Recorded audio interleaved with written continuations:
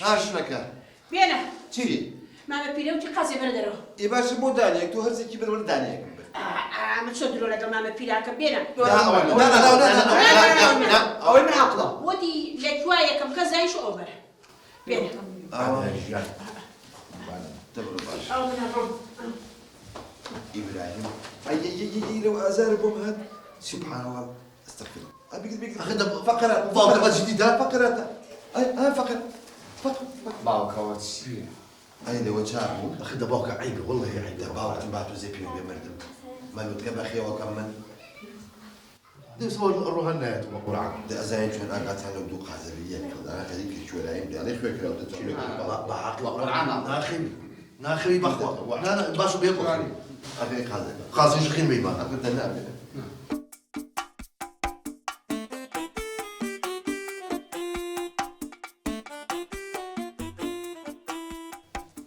السلام عليكم. عليكم السلام. ماما بيرنجان داوي لبردنا كان بخوا إزعاج ما كنا خجالتي إزعاج نابم يخوى بخير سلسل وسجا وقتكن إخبارك وأنا باشتي شكر تۆزێ باشتر. لو خويا بزيابي لخويا قورة بزيابي هزار جالي بزيابي جا أم جارش چی پی ئەڵێمەوە بەقسێ ئەم مامە پیرەی خۆ دەکەی باشە کچم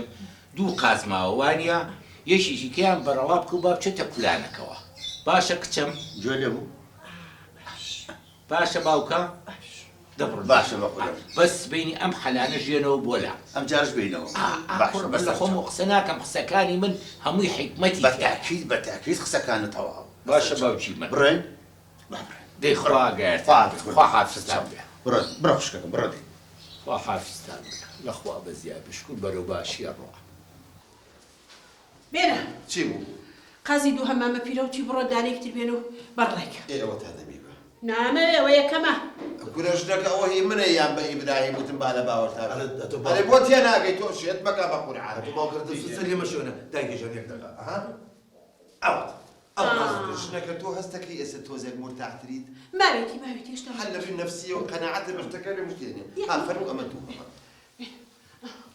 وخي زبون يكتب يلا ورد خاز ما قيني بعزك هي نابود دانش تو خاسي فيه باوك يا متي شان ده وني طبيعي وني اخوة قال لي باوك يشتي طبعا هو قلت له ايش كان هو متاع مطاع بيان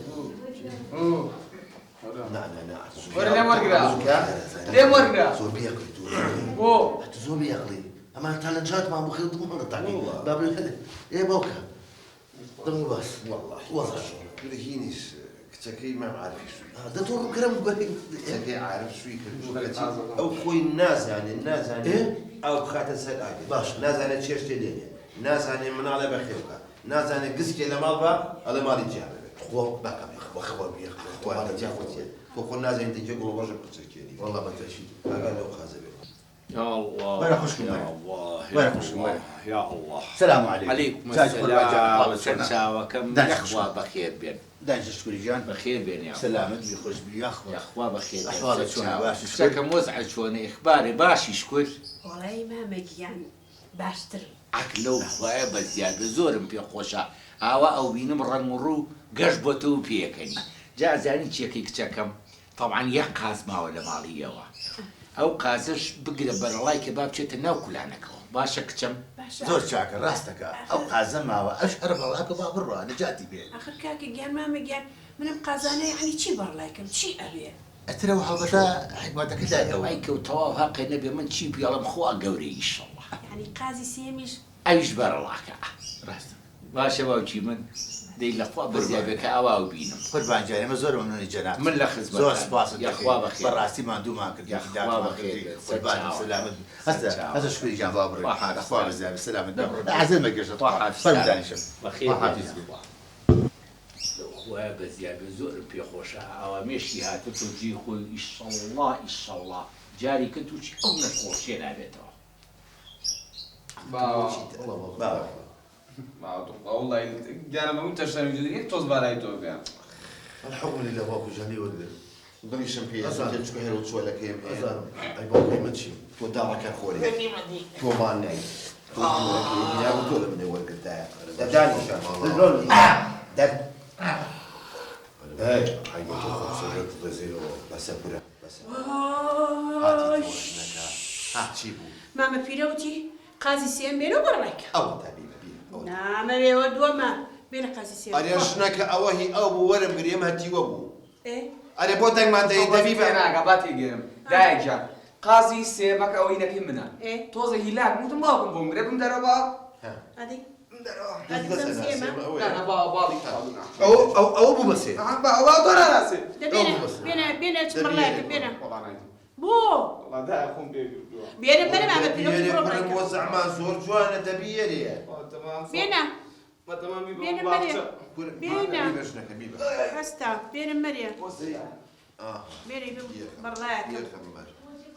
امسيها دبرو والله جاكي ها تشكو أمنا سيتو باور أتارو باش ما زيجوا نجعل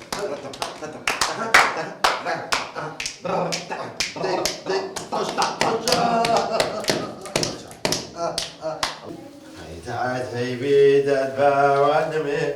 قريبين هاي جوانمه هاي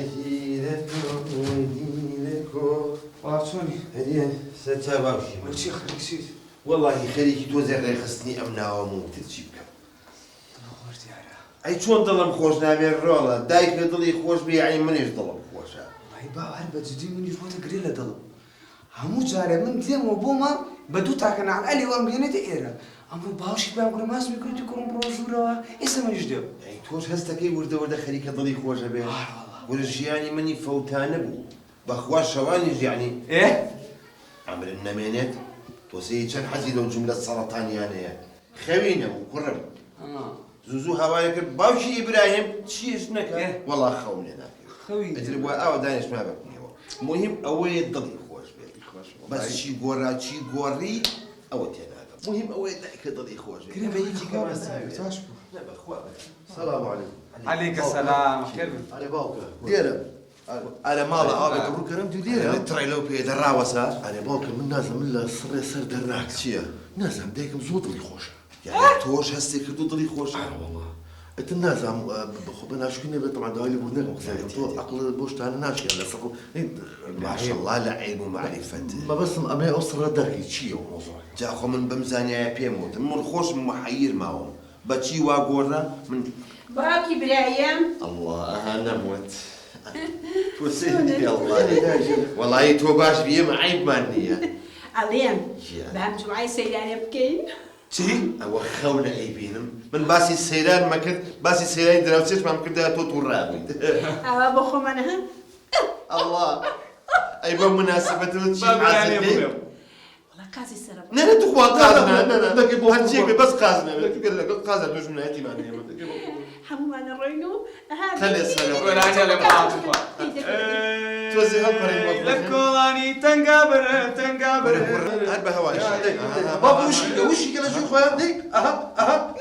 ديك جود ديك اها بشا ديك برو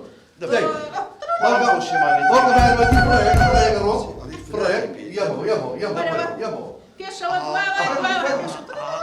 ميولا سلام عليكم ايام السلام بخير بخير هذه سيرتشاو سلام ام برزنا ناس ماما بيدا اما تازه كان خليك او مش كم تيجاتي تيم بقينا علم ومعرفتي ام هنا نبرتني قازت شي بقربان يخو من هيك منكد وكركب اخر شتي كدو شلون اوش نمقورا بس تيم بقينا ممنون تمام زين شون رجنكيتو قناعتي نبو تيجيشي قناعتي شكنزة أبيها مكسي قناعات بيني بقرينه بو جاري جاران أو كاتا قازك موضوعي قازكان هر قازكان يخوتانو أما بين بيبنا جولي أو بين بيبنا دلو بس عقي شاو اي الرحمن لدايكو باوكي من قناعتها بو بس جنكم بيشترنيبو جنك يا قناعتها هي إسا قناعتي بهمش ديك بمناسبة باتوزي هالبارين ورا أودي ماما حاجة قبل ضلي يكفر بتقول لك ديك شاب لكولاني تنقابر تخوام ديك جواني أو شاب ديك بس أنا شارك ديك وش ديك ديك ورا